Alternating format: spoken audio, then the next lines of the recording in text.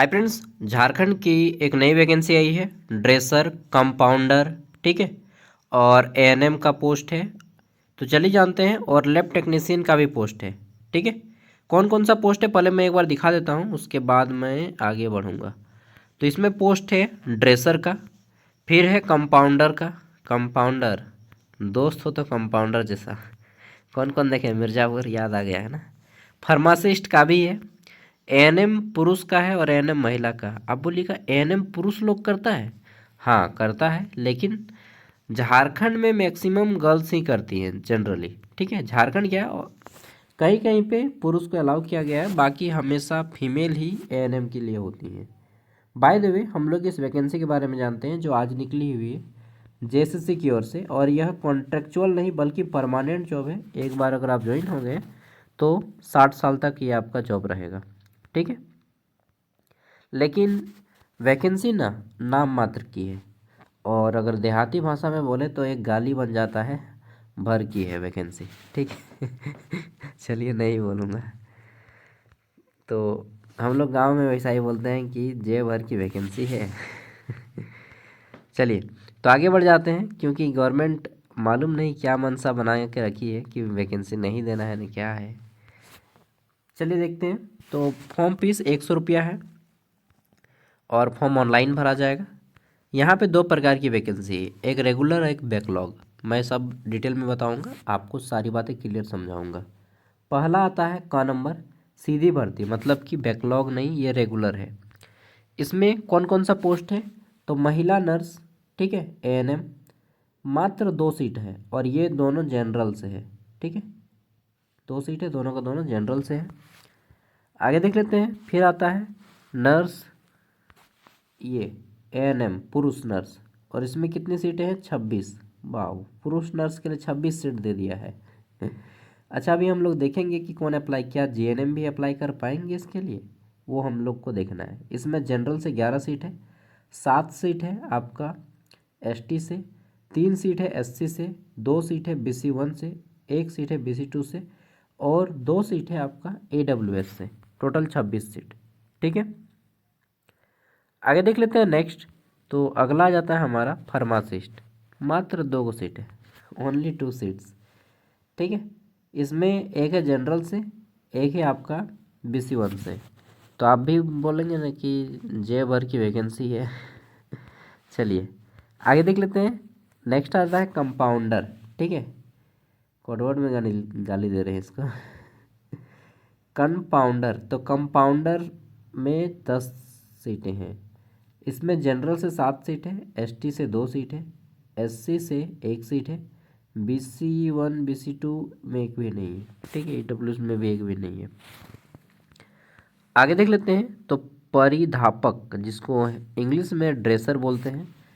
अगर परिधापक बोलेंगे तो जो लोग ड्रेसर का कोर्स किए हैं उनको भी नहीं मालूम होगा कि ड्रेसर को परिधापक बोलते हैं। ठीक है। तो इसमें 6 सीट है ड्रेसर का जनरल कैटेगरी में, एक है आपका एसटी कैटेगरी से, और एक है आपका, कहाँ गया यार, एससी कैटेगरी से। टोटल 8 सीट हो जाता है। ठीक है। ये बैकलॉग आ जाता है, ख नंबर में बैकलॉग। बैकलॉग माने यहाँ पे सभी सीट रिजर्व है, मात्र कई गो सीट है इसमें आपका बैकलॉग में।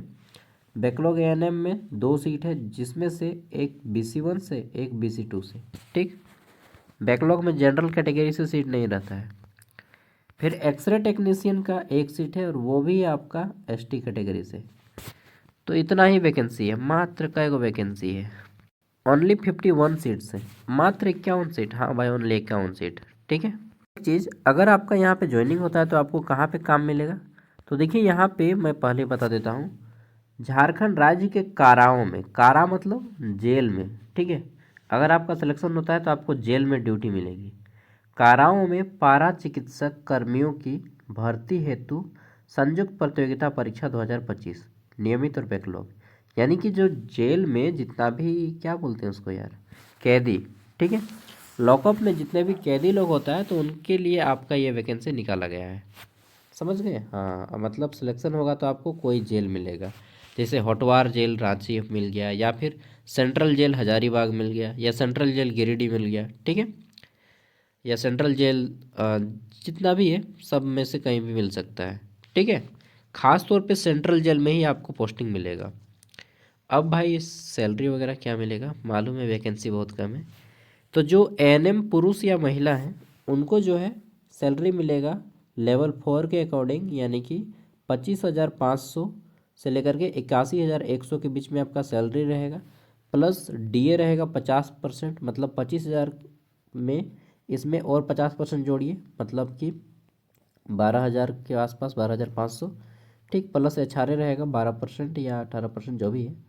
तो कुल मिला के 12 24 36, 40,000 के आसपास सैलरी रहेगा स्टार्टिंग।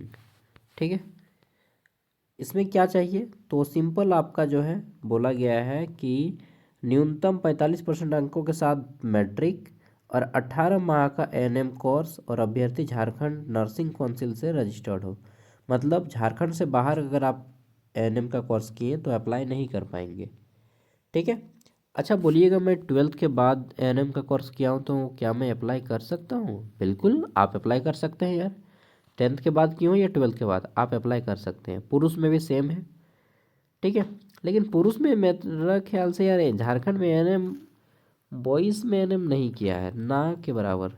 तो क्या जीएनएम कैंडिडेट अप्लाई कर पाएंगे एएनएम पुरुष में? देखिए, एएनएम कोर्स में जनरली पुरुष नहीं होता है, तो मुझे लगता है इन लोग कुछ चेंज करेगा इन फ्यूचर में, या फिर जीएनएम को अलाउ करेगा। अब फॉर्म जब भराएगा तभी पता चलेगा। ठीक है, मालूम नहीं यार, हड़िया वगैरह पी के बनाता है क्या झारखंड गवर्नमेंट का आदमी। एएनएम पुरुष के जगह पे जीएनएम लिख दो रे भाई।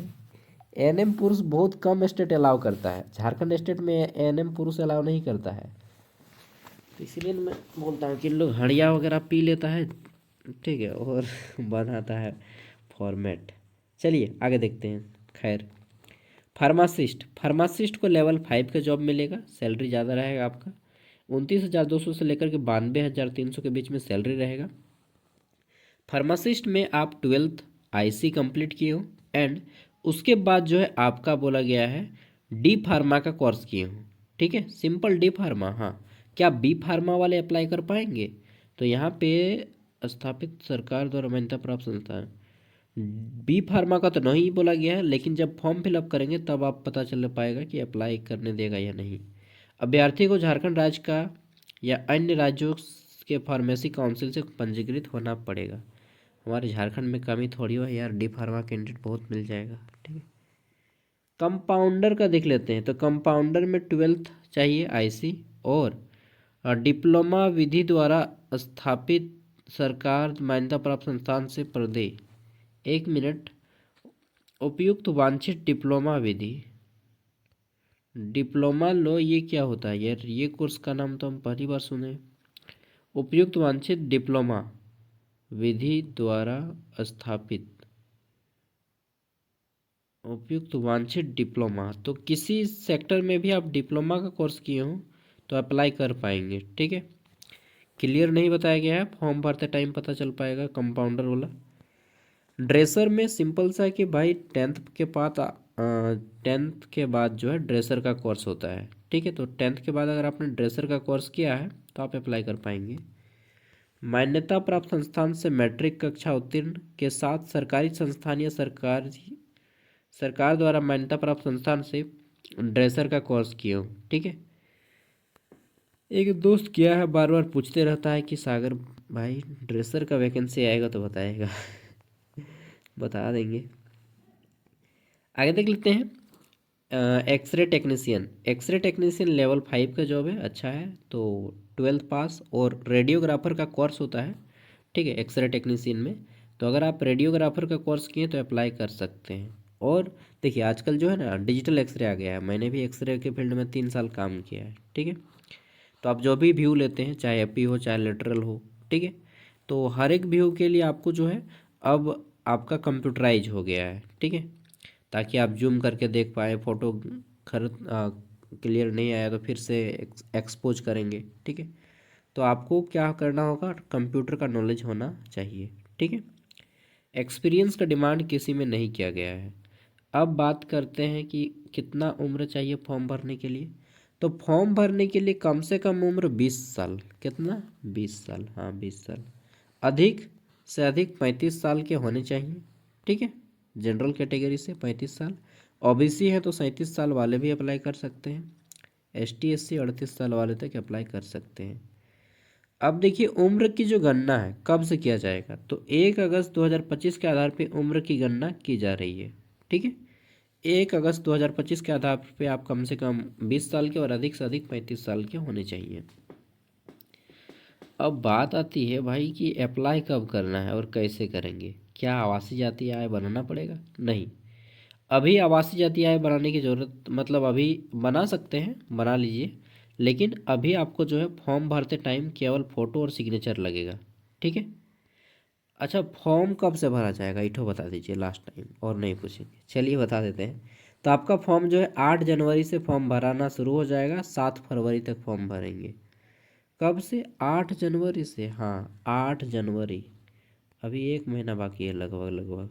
ठीक है, 8 जनवरी जब नेक्स्ट ईयर आएगा तब फॉर्म भराना शुरू होगा, और 7 फरवरी तक फॉर्म भराएगा, 1 महीना फॉर्म भराएगा।